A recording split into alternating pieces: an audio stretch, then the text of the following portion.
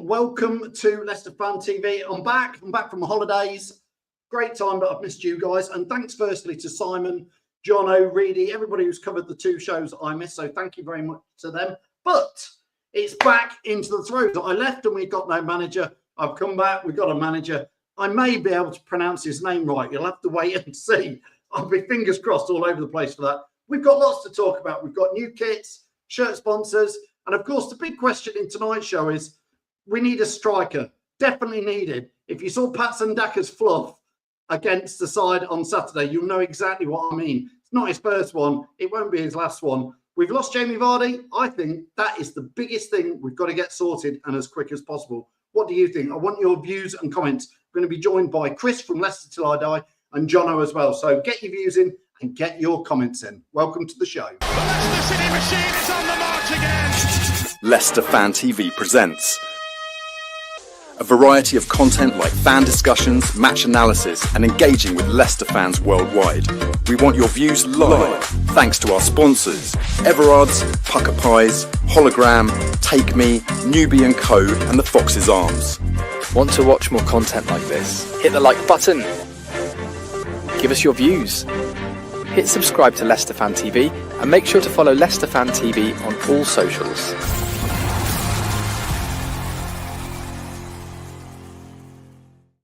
Yes, indeed. Welcome to the show. And of course, you can follow us at Leicester Fan TV on whatever channel you want to follow us on. Let's get as many comments on screen as we can. I've put the link out there if you want to click on and come on camera. Matty, good evening, Matty. Says, good evening. Hope you're well, Matty.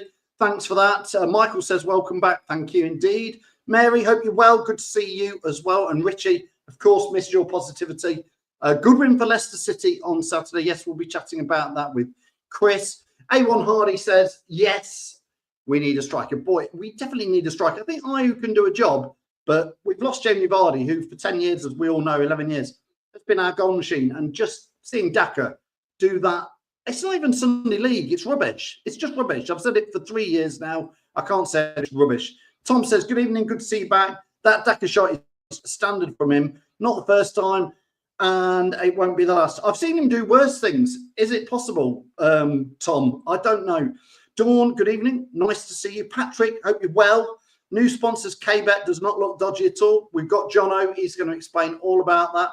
Patrick, I'm going to miss you next year because we sit in the same zone, but I've had to move a few seats away because I've gone into the standing zone. So when you're walking up those stairs, give us a look to your right and I'll give you a wave. Mark says, good evening. Hope you're well. Craig, good evening. You're too kind. Keith, hope you're well as well. Ian, nice to see you again. Mark says, just a thought. Anyone seen the right back we signed last summer? Or do you mean Koulibaly, who we signed in January? Yeah, there's talk that he's going to be off. I've heard that. And James Hill, Daka is rubbish. I think you're too kind, James. Those words are too kind indeed. Tom says, still willing to give Daka a game at Huncote Leisure Centre on a Thursday night at 7 o'clock. Listen, Tom, you joke, but if you ran a Sunday pub side, would you pick Daka? Because honestly, I played crap pub league level. If a striker was doing that, you'd be whipping into him. It's just poor. Andy, hope you're well. Get your views in, get your comments in. What do you want to talk about, Andy? Now, I'm going to get in. First, let's get Chris in. Chris, good evening. Welcome to the show. Good evening. Welcome back off your holidays, Cliff Mitchell-Moore. How are you doing? Yeah, thank you. I've got a bit of a tan. I feel nice. Yeah. I've done a good time in Lanzarote, and it's been very nice. One of your favourite places, Chris. I know it is. It is indeed. Yeah, but it's nice to have you back. I thought you'd been wearing white just to show it off a little bit more. Well, I thought I'd go pink, but obviously old pink, and it's got a sponsor on it. We'll come on to that. Let's add Jono in as well. Jono, hope you're well. Yeah, I'm not bad. Not bad. A nice break, but now I'm back. Jono, let's start with you quickly on that sponsors thing. Obviously, old pink shirt, King Power. What is going on? You've got some updates, haven't you, on what is going on? There is news. There is a post going around. Like, doesn't seem too legit fully, but it does make sense why we didn't have a shirt sponsor in the preseason game. That KBet is an illegal / not official company. It's kind of like a a name covering lots of other different Asian gambling sites that we've been using for the last few years. Now, BC Game was our last one, but there's a few in there in the feeds that I don't recognise. So I don't know if it's just nonsense news, but we've never had a pre-season game or any game where we've not had a shirt sponsor ever. So to be honest, it wouldn't really surprise me if we did have a dodgy sponsor. And we did say that KBet was a name for BC Game, and we left BC Game for a reason, didn't we? So it is a bit dodgy. I mean, Chris, I don't know all the ins and outs of sponsorship deals with Leicester City and that, but I'm going to guess that BC Game was potentially signed up like we had before. We had FBS who signed for us for that one season, and I believe I'm right in saying that their deal was with us while we were in the Premier League, and then they were like, yeah, we're not sponsoring you in the Championship. It was 2 seasons FBS. No, I think it was on about... well, yeah, it was, wasn't it? But yeah, no, I mean, yeah, that's what I understood it as. That, you know, once we got down, then we'd have to find somebody else. I mean, the news has come from the website Josimar, sorry, which I think was the same site that put out the news about BC Game when they were first in trouble, linked with being in trouble. So I think it's a reasonably reputable site. But I have to say, some of the names, like Jono said, that it says we've been linked with, I've in the past I've never heard of. But look, I mean, it was created here. It says on the 18th of April, 2025. It doesn't show the owner. That's been redacted for some reason. But it's domain name is kbet.asia. I mean, it does sound very dodgy. But look, if they're the ones, a bit like with BC Game, if they're the ones that have come on with the biggest offer, then subject to due diligence, that's the one we should be taking. But we can only have it for one season anyway, I believe, because I think at the end of this season, didn't it become that we're not allowed to have betting sponsors on shirts anymore, despite the end of playing? Yeah, we might still be playing in a league sponsored by Sky Bet. Yeah, that's the irony, isn't it? It is an irony, not lost on people at all. Mark, I'm going to put his Mike Howard says here, Jono, amateur time from the club with KBet. Learn a lesson, please. Less more. I'm going to add to that, Jono. We most of us knew, certainly in January, February, that there was every chance we were going to get relegated. By the time it gets to March, April, it's confirmed. We've had the best part of 5 months to get a sponsorship warmed up if we knew we were going to lose BC Game or anything. We've had time to be sorting this.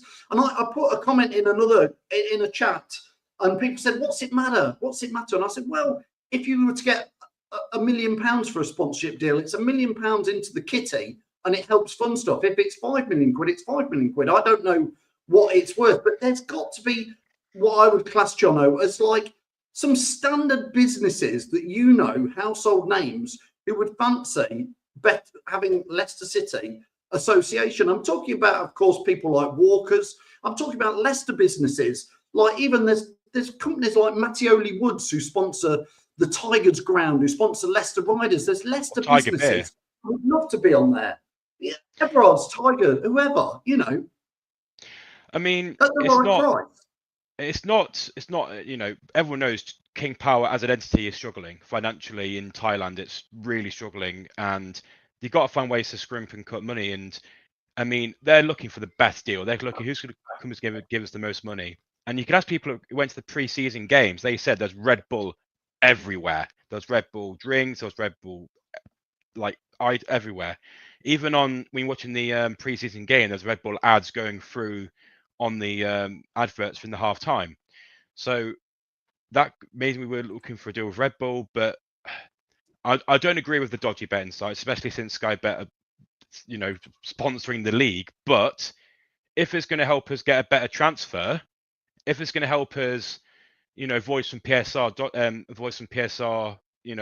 offences, then I'm kind of up for it. And then next season we find a more permanent one.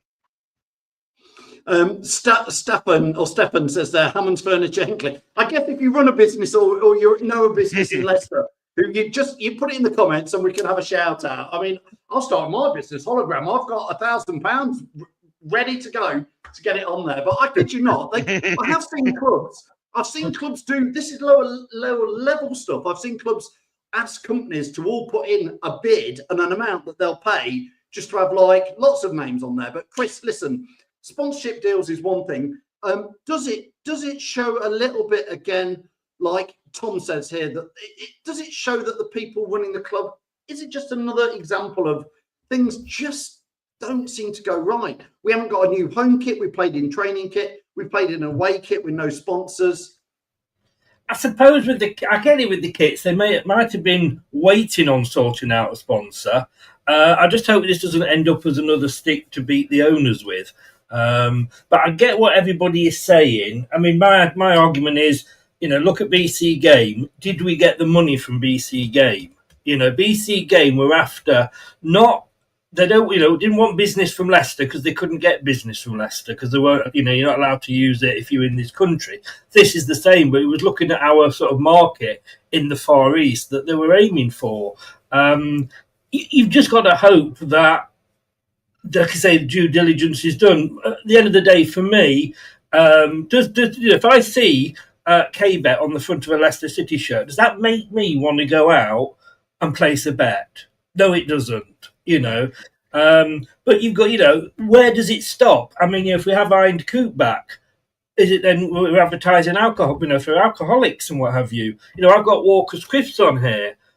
Obesity is a big thing at the moment. I mean, I'm being silly, but you get the point I'm making. Yeah. Yeah, indeed in there. Ian says, honestly, we need a sponsor that will pay the most because of the final situation in there. Mary says, why doesn't Leicester fans sponsor it? We're not in the right league, but listen, I know what it is. And I also agree with what a couple of people have said in there. I'm personally with Nathan. I don't want to particularly buy shirts that got sponsors of like betting on there. I know somebody who's had big trouble with betting and, anything to take it away from that. But like Chris rightly says, crisp packets, beer, it's all in there. Obviously, they banned cigarettes a long time ago. They banned you can't have beer on the front of your shirt. So it's a different thing. But let's move it on. Sorry, before you move on, Phil, very quickly, I bought a shirt last season, the second shirt, the black shirt last season, and it came without a logo on, so it was just a plain front, and it looked really odd. Yes. I was quite happy not to have it on, but when I was wearing it, I'm thinking, what's missing? Yeah. It showed me moves off too much. That was the problem. I've got to agree. People like having no shirt sponsor, but I actually think I've got so used to it now. I think it looks a bit odd. And I remember a couple of years ago, Forest couldn't get a sponsor at the start of their season, and they just have plain shirts. In a way, you could argue it looks clean and very tidy.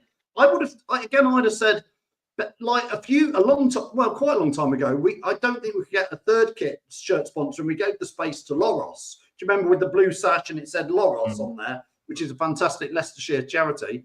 There is options here to, again, PR, make a good thing. Nathan says the same here. He's just have a charity like Villa and Barcelona have done it in the past. And somebody else put a comment in there, if I can find it. James says, Spud Brothers or Spud Bros is a Preston sponsor. That's two blokes from Preston who I believe do literally a Spud on TikTok. What'd you say? Yeah, they're a TikTok phenomenon. They just got massive and they've baked potatoes. That's all they do. Yeah, but they're from Preston. They love Preston. They found the money. There is people in Leicester who potentially got the money at the right level. But anyway, let's move on from sponsorship deals because, Chris, I want to pick your brains. I've moaned, I think quite rightly, for 3 years about Patson Daka. But that shot on Saturday, you've seen it, haven't you, Chris? I mean, I've gone well past trying to defend that guy. And again, if I put the picture up here of him, no wonder he's always smiling. He's literally stealing a living at Leicester City, isn't he? Yeah, I mean, I tried to defend him before, and my main defence was the fact that the hate he got because he was missing shots was incompatible to what Jamie Vardy got in that Bristol game when he was missing shots. But he's proved. The problem is, you could say, well, he's gone down. We've gone down a level now. We've been at this level before with him, and he's shit at this level as well. And I think he'd be shit at League One and League Two. I'm a fan of, and people, Daka, exactly. I'm a fan of Jordan Ayew. I'm not saying that, he's the only striker we should have, but, I think he does a job for us. And for me, he's the sort of guy, if he's up front, that can hold the ball up to have your Mavridis, your Fatawu, your El Khanous if he's still on, your Mongers running on if he's holding the ball up and taking it off him, hopefully scoring. But we need another striker, and that another striker is not Patson Daka. I mean, Jono, Daka can be part of a squad this season because literally, trust me, there is no team on the planet is going to come and sign Patson Daka because they would have to pay some money, number one. And two, they're never going to pay a penny for him after what he's done for us. And the second thing is, I believe, allegedly, he's on 75 grand a week at Leicester. Nobody's going to pay him a third of that at his next club. He's made his money here. He could be part of our squad, but we are down to two strikers. I know you could say the young lad Evans, but he's got no track record. We've just lost the best striker, the best player Leicester City has ever had in 140-something years. That's Jamie Vardy. You can't start a season without replacing Jamie Vardy, can you, Jono? No. Patson Daka was just horrific in the preseason game, and I agree with Chris. Ayew is the best we've got at the moment, and if we don't sign under a striker, I don't think he's horrifically bad. Like that goal he scored in the preseason game where he cut back to the right to skip past three players and slot it into the bottom left corner was a really nice tidy goal. But yeah, Daka Reedy can no longer defend that man anymore. No one can defend. He doesn't know. But he is horrific. He's the sort of player you want to come on in the early rounds of the EFL Cup in the last 10 minutes to run at the keeper.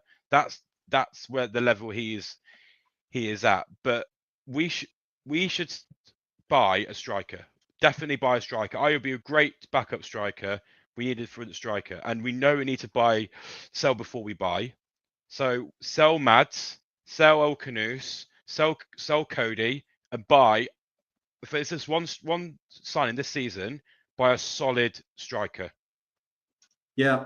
I mean, Mark says here, hating on a player for a poor shot, seeing Ronaldo do that, it's just coincidence. Like I say, people hated Kelechi Iheanacho when he started doing well. They loved him. Listen, Mark, honestly, I'm not hating on him for one shot. I'm hating on him for 3 years of just being woeful. I've watched football, Leicester, a long time. Chris has. Jono, obviously, a little bit less because he's younger and more beautiful than us two. But I have to go back to Tommy English back in 81, 82, 83. They don't. Musa was the same level as Daka. No, Musa was better than... not much better. Not much better. Salami was better. Yeah. I can go back to Roger Davis. There's taking you back. Well, yeah. But, I mean, Chris, I'm not hating on Daka, but he's had more than enough chances. I'm not saying he's had he's had plenty of chances. I know he's obviously been behind Jamie Vardy, but he's just, you can't do stuff like Saturday again and again and again. I remember away at Plymouth in the Championship. He was pathetic. I was just going to say that game. Yeah, last season, in front of us, in front of the family stand, he did something I can't even describe, like a pirouetting ballerina falling over and completely air-shotted the ball, Chris. That Plymouth shot, though. Oh, I mean, look, you can argue the fact that last season under Rude, we never went past the halfway line ever. I've forgotten what it was like to realise there was actually two halves to a pitch, but we've rediscovered that. And he got a lot of mentions on the game at the weekend, but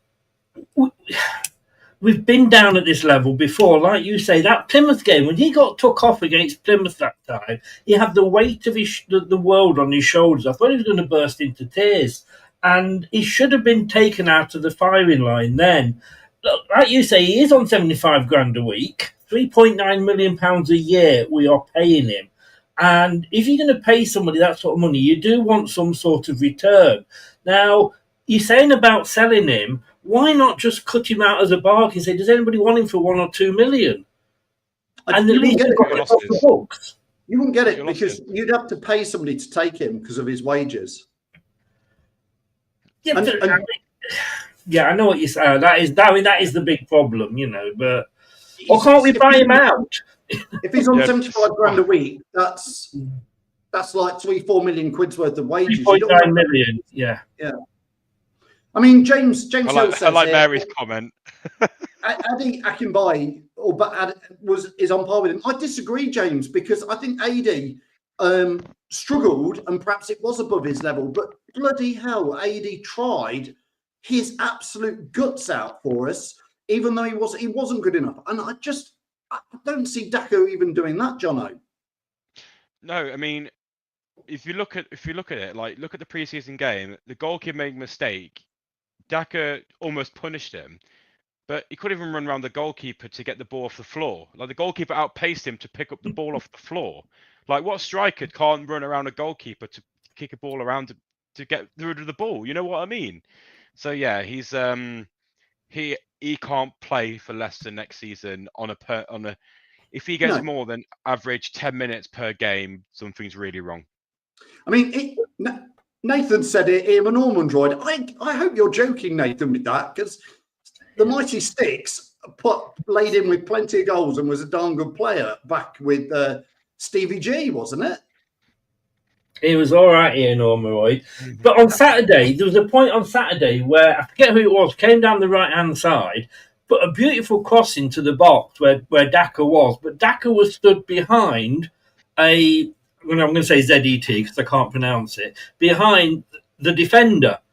The ball was never going to get to him. Why wasn't he coming forward and trying to meet the ball and get in front of the He's not short, defender? is he? He's quite tall. I don't know why he doesn't stand for. Yeah, he's just. Yeah, you know, I mean, all right, the ball could have got to him, but he was just stood there. There was no attacking thought going through his mind. I mean, Mark says here, and I understand what Mark's saying there, if the new manager gets the tune out of him, you'll all change minds. I genuinely want, he's a Leicester player. I say this, if Wout Fazi's going to stay at Leicester, if Daka's going to stay at Leicester, if Cody's going to, whoever, I wish them all the very, very, very best. And I hope the manager can get something out of Daka, because he's cost us a fortune in signing on, in transfer, in wages. So if we can get 10 or 15 goals out of Daka this season in the Championship, remember he was bought for European football, but if he can get 10 or 15 goals in the Championship, Jono, I'd love that, because he'll go on a free next June. I mean, how much did you spend on Daka? Was it 60 million, 50 million, 40? I can't remember how much he was. Oh, I'm trying to remember. I think no. I think it was 25 million for Daka. Right, so we spent 25 million and one hat trick in European football. That's what we spent our money on. That's all that he's done for the club since he's come in. But he can't do anything else. Like as I said, I would love him to do well, but he was no way get 15 goals in the Championship next season. No chance. If he can't beat that team, who are 1 week away from being game ready, their season starts next week. If he can't do anything against that team, they are League 2 level in this country, right? Let's get that right. Yeah, I don't think they're very high standard. No, and he can't score past them. He can't control a ball. Yeah, like he's good at running, but yeah, indeed. Keith says here, this is for you, Chris. Keith says Fatawa, on the other hand, played like he's never been away. Yeah. So Fatawa, again, it almost feels like we've signed a new player with Fatawa, because he's been that long out. And again, the Championship for Fatawa should be one of those where he has subject to keep getting proper fit and not getting injured.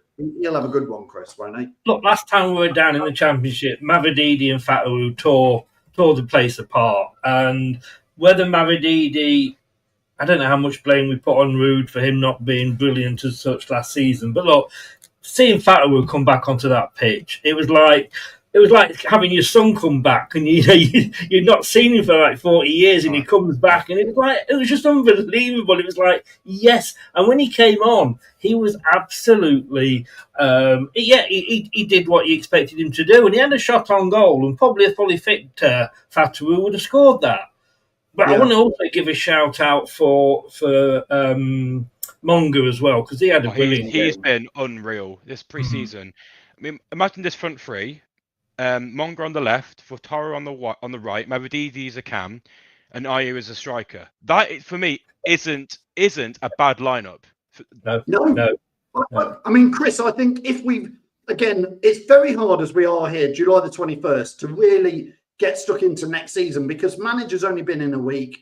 There is going to be players go. There probably is going to be a few players come in. It's going to be hard to judge where we'll be next season. As it stands today, though, Chris, the whole squad, like I say, even with Cody, Faze, Ndidi, all these players, Mads Hermansen, Bilal El-Khanous, that as it stands today should be fighting right at the very top of the championship.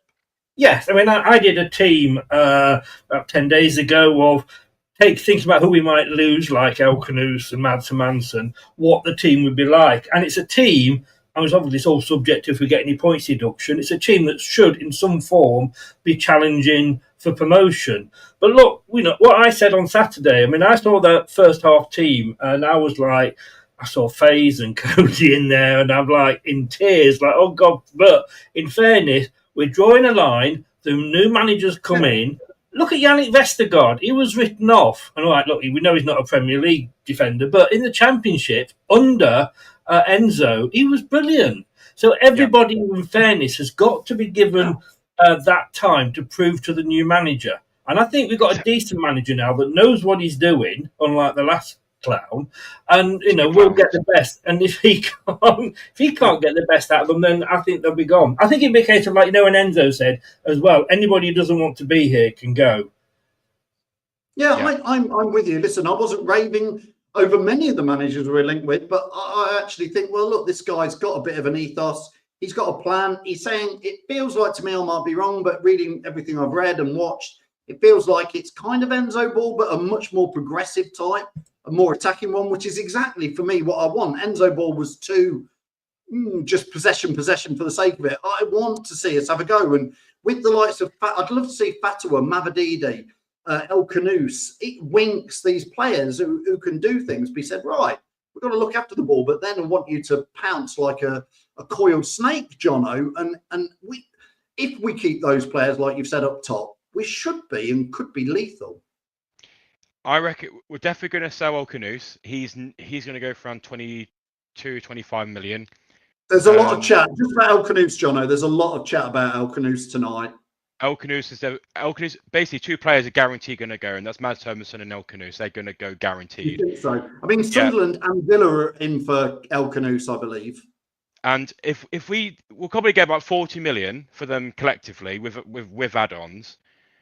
That it can buy a really, really good championship striker. If we have a new striker, Monga on the left, Vitara on the right, Mavadidi is 10. That's a very, very deadly front four. And I describe Enzo ball as Cifuentes ball is if you put Enzo ball on a TV and press fast forward, that's what Cifuentes ball is. It's just a faster version of Enzo. With that front four and that style of football, it's going to be great. Chris, your thoughts on El-Khanous firstly? I was speaking to a West Ham fan and they're also interested in him, I believe. And he actually made a very, very good point because I said to him, I said, do you think he is Premier League ready? Because that's been the problem. He didn't quite hit the heights last season. He was the best of what we had, but that's probably not saying an awful lot. But he said, why not, why shouldn't we buy him now when he's 24, 25 million, or rather than leave it 2 years and buy him when you're asking 50, 60 million? And that's a very good point. If a club can come in and get him at the price now, and then they will develop him into that striker, rather than, and I don't want this to happen, but rather than us developing him, and then they've got to pay, 60 odd million for him. So I can understand what they mean. I don't want him to go, but it looks like he will be, I think. I mean, I think, again, you have to be careful what you read in the media, but it does sound like he wants to go if a Premier League club comes in for him. Obviously, he's only been with us a season. I had a chat with somebody today and they said, well, why would he want to go to Sunderland? Because look at them, they're no better than us. And I go, well, they're Premier League and we're Championship. They get 40-odd thousand a week. We get 30,000. They are technically, you could argue, a bigger club.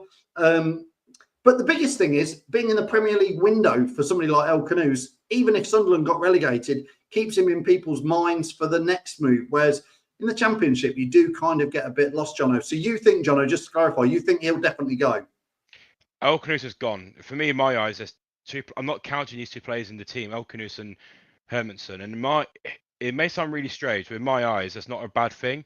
They're biggest assets, and I think Mad since the Newcastle game where we lost 4-0, I think he's not been the same player since. After that injury, he's not been the same player, so I don't mind if he goes. And I think El Canoes, obviously I would love him to stay, but can we get as good player for the Championship for less money? Because it was in his release. El Canoes. Yeah, and it is in his release clause. That's why he's 23 million. It's because it said if we got relegated, he's allowed to leave for 23 million. That was in his release clause. So I can't blame him for wanting to go, and it's good money. Yeah. Hermanson, Chris, I think most fans, Chris, are okay with Hermanson going, because I think if you have to ask most fans, do you want Jakub Stolicic or do you want Hermanson after last season? I think you'd probably, and again, I'll put it out there, who would you rather have? I think I would certainly go with Jakub Stolicic. So I've got no problem with Hermanson going. And I think a lot of people I've been speaking to have said exactly the same. Stolicic probably should have been kept in the team longer. I think Hermanson was brought back too soon. Well, Newcastle game, wasn't it? And I have no problem. I mean, we're talking about bringing Bertrich in, aren't we, as an extra keeper? We need 3 keepers. Bowser, if Hermanson leaves and Stolicic got injured, how comfortable would we feel with Bowser going in goal? At the moment, I don't think he's ready. I mean, if Hermanson's our number one and he got injured, we've got great confidence personally in Stolicic coming on and doing a job for us. But yeah, I out of the two, I'd be very happy to sell Mads Hermanson, get what we can for him, and keep Stolicic. He's injury prone now. He's injury prone. Jono, West Ham meant to be interested in Hermanson. They seem to be the front runners. Yeah, I mean, all the news today about Leicester is about El Canoes and Mads, and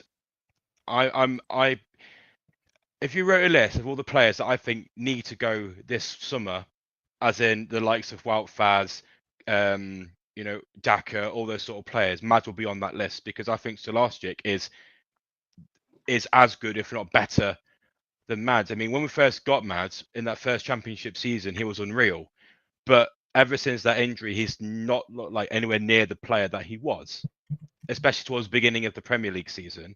But I think Stolicic on his day can do as good of a job. Yes, he's not a much a fan favourite, but if we get the money for Mads and make bank, absolutely sell him.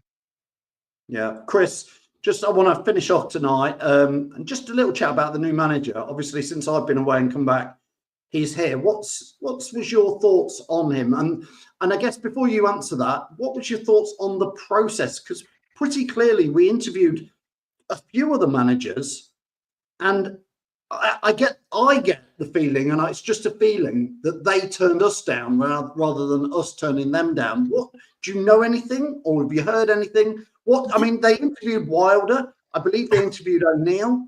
I think others were as well before they got to our guy. What do you think about the process? Have we ended up with a look?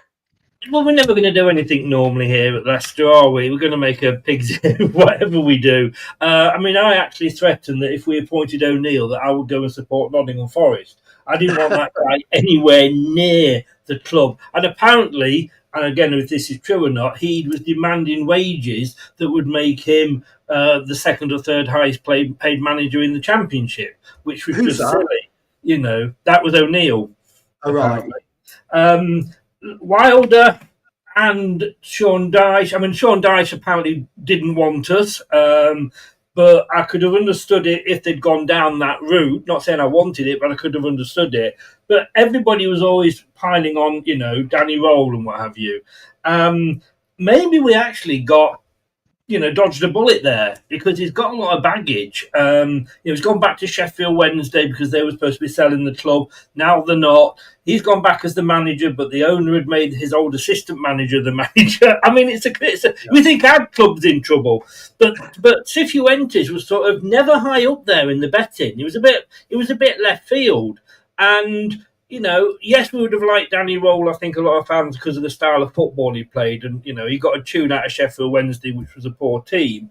But then Cifuentes got a tune out of QPR that were, well, compared to where they were and what have you when he went in, So, yeah, I was quite happy with him, and... I'm a bit like you, Chris. I feel like maybe O'Neill would have took some fans with him. Roll would have took some fans with him. Dyche would have split. I think all those would have split the fans to a level. And I think now we're all kind of like, if we're honest, and Jono may disagree, not really heard of this guy, but actually looking into him, I don't know, cut of his jib looks all right. I like what he sounds like. I like to see somebody in the kit, in the training gear on the side like he does. I think he looks like he could, by chance, have got there. But the process, Jono, just felt like, again, while I was on holiday, I was watching it all. It's like, what the hell are we doing as a club? Honestly, you can't say Leicester went in with a plan because you can't put Chris Wilder and Cifuentes in the same bloody stratosphere in terms of styles of football. They're completely opposite scales of football. So you can't say, oh, Leicester planned for Cifuentes because we weren't. But I think we've, when we put our eyes like this and pick a manager who's done that and we've struck gold. I think this manager is perfect for Leicester. I think, obviously, I'm not going to blow smoke up his arse yet because I said the same about Rude and look how that turned out. Yeah, but I remember you did, Jono. I did. I think I did. You've learned a lesson. I've learned a lesson. You see, he's younger than us, Chris, so he's still learning. So I wanted Rude, so don't get me on it. Right. So the reason why I think it's different is because he had, unlike Rude didn't have a style of play. He had a philosophy of let's not try and lose the ball, and let's try and be a bit passive. That's not a style of football, but this guy has a set style. It's high risk, high reward. But if we do lose the ball, like you saw the players when we play against in pre-season, as soon as we lost the ball, two players were on the ball like that, trying to get it back. We didn't see that under Rude, and he's been with the team for 4 days and he's all implemented that sort of football. Imagine what we're going to be like in 2 weeks' time when we start the season. That's what I'm looking for. That's the difference between Rude and this guy. There's a set style. There's high risk, fast football with what we've been crying out for the last 3 years since Brendan Rodgers left. So I'm very impressed, but I'm not going to say he's the best thing since sliced bread because I've learned my lessons from loving Rude in charge. Yes, well, Mem says Rude didn't have a Scooby-Doo. He didn't. Chris, just on him, and again, I'm only putting it out there. I mean, obviously, Marty left QPR, walked out effectively to go and have a job interview at QPR. Sorry, at West Brom. West Brom, yeah.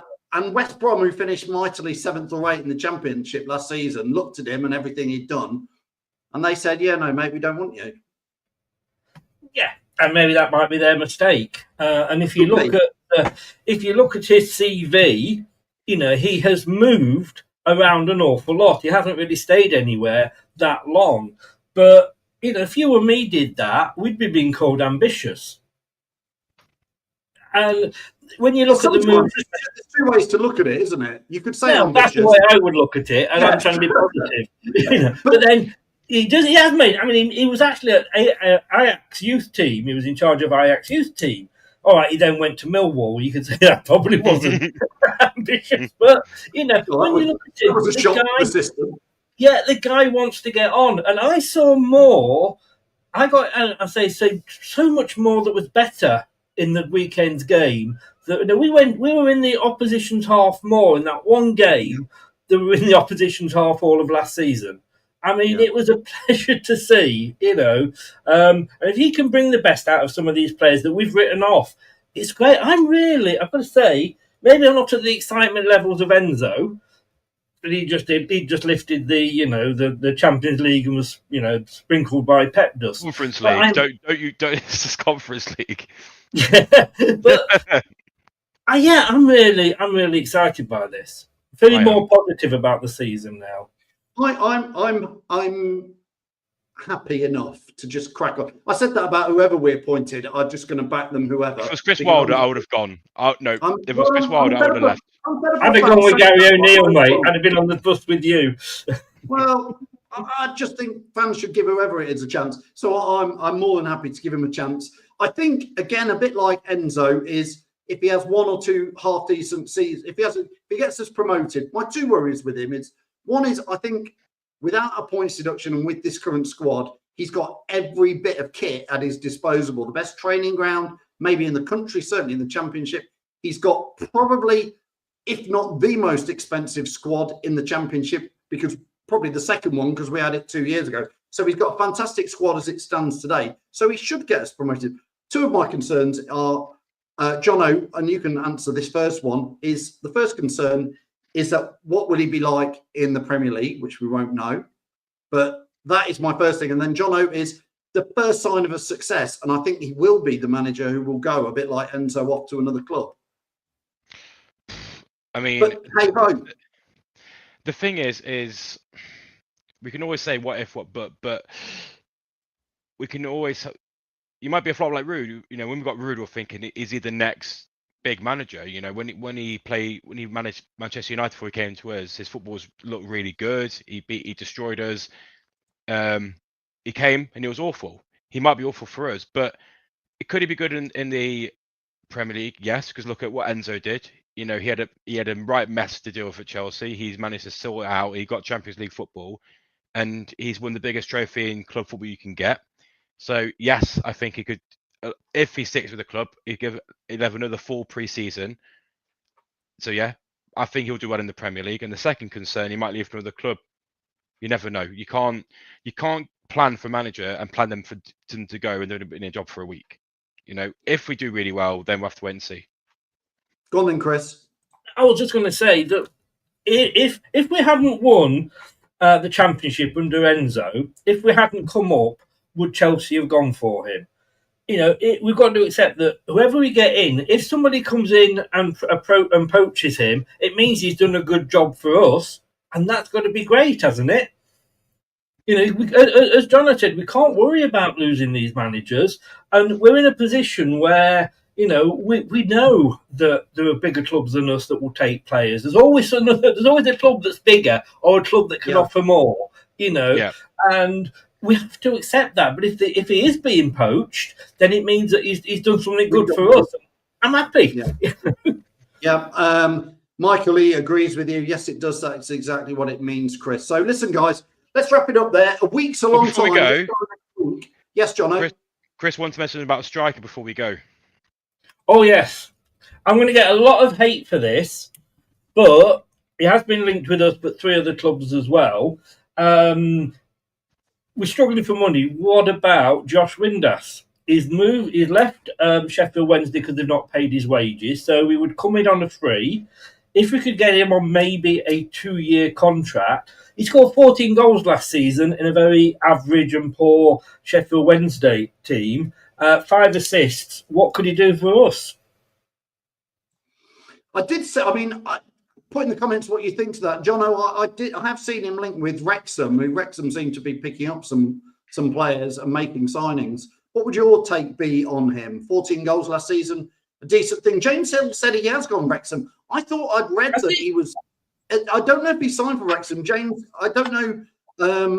Ben is saying he's having a medical at Wrexham. I thought I'd seen that he was going. And I take it back. I didn't realise I didn't know that it had gone down that far. I don't follow Wrexham, so I didn't. No, he's agreed personal terms with Wrexham. Oh, I see. Fair enough then. Yeah. Fair enough. I'll shut up. I like the look of Middlesbrough striker. I forgot his name, but Middlesbrough's striker. I like the look. It's easy for you to say. You say Windass going to Wrexham, Chris. Windass going to Wrexham. There's always a bigger club, like you say. I hate to say it, but good grief. Well, yeah, anyway. There's a bit of a glamour about Wrexham at the moment. Come on, you know. But maybe they've gone in and given him an offer. The guy's not got a job. So, but I apologise. I didn't realise it had gone that far down. Like I said, I don't follow Wrexham, so I wasn't following what they were doing. But yeah, I would have quite liked him for a couple of seasons, but good luck to him. And like I say, if we're in a position at the moment where we are only a week into the new manager's tenure, and he's got to look at what he's got and decide who he doesn't want, who he wants to keep. And again, that, Chris, is part of the trouble by taking so long to sign a manager when effectively we knew we were relegated on April the 29th against Liverpool. We've been so poor and so slow at planning everything. The new season starts for us in under 21 days. So he's got 20 days. And again, somebody asked when the transfer window shuts on September the 1st, we'll still be doing wheeling and dealing right through August, if you ask me, guys. It's going to be an interesting one. Jono and Chris, thanks so much for joining us. Chris, just before I let you go, thanks again for joining us. Give us a big shout out to your fan channel and where people can follow you if they don't already know. Thanks very much for having me on, first of all, both, and welcome back. LTID TV, or Leicester Till I Die TV, whichever way you want to type it, on YouTube and all the main social channels. Absolutely. So make sure, I'm sure you're already following Chris, but go over to Leicester Till I Die and follow Chris. And Jono, any news on when you're coming back on Thursdays with your show? Is it soon on Leicester Fan TV? If Simon agrees, this Thursday, but most likely going to be, if he doesn't say yes, we'll do it next Thursday. Yeah. So okay. Before the season starts. We've not even discussed. There seems to be 2 friendly games in 2 stadiums at 10:30 and 4 o'clock on Friday, which again seems like slightly strange. Hey, at least it's not for 45-minute halves. I don't know what. God, that was painful. That was painful. I do. Everybody was switching between all the watch-alongs, and somebody was coming on saying, like, this channel's talking about films now, and this channel's talking about food. It was boring. I was away on holiday. I put YouTube on. I sat there, and I'm like, it literally didn't end. I was like, I'm going. All the fans had left by the start of the fourth period. All the fans. Why didn't they sell 90 minutes worth of tickets to one set of people, let them go and get the same money again? But is that too obvious? You could run a football club, because honestly, anyway, we could go on and on. But again, it all reflects back on the club. No sponsors. Why did they do that? Why, blah, blah, blah. Listen, we're all hoping that good things are starting to come, and we've not even touched on points deductions. What's the point? Because we don't know anything. That's the point. Chris, go follow him at Leicester Till I Die. Thank you. Jono, when he starts back on a Thursday, it's either this Thursday or a week on Thursday with the Fox's Focus show. Make sure you join him. And we'll see you all very, very soon. Thanks, everybody, for all your views, all your comments. If you can drop us a like, a share, a subscribe, we'd always appreciate it. But from me, Phil, nice to be back. We've got a manager. See you all soon. The Leicester City machine is on the march again. Leicester Fan TV presents a variety of content like fan discussions, match analysis, and engaging with Leicester fans worldwide. We want your views live, thanks to our sponsors: Everard's, Pucker Pies, Hologram, Take Me, Newbie & Co, and the Fox's Arms. Want to watch more content like this? Hit the like button. Give us your views. Hit subscribe to Leicester Fan TV and make sure to follow Leicester Fan TV on all socials.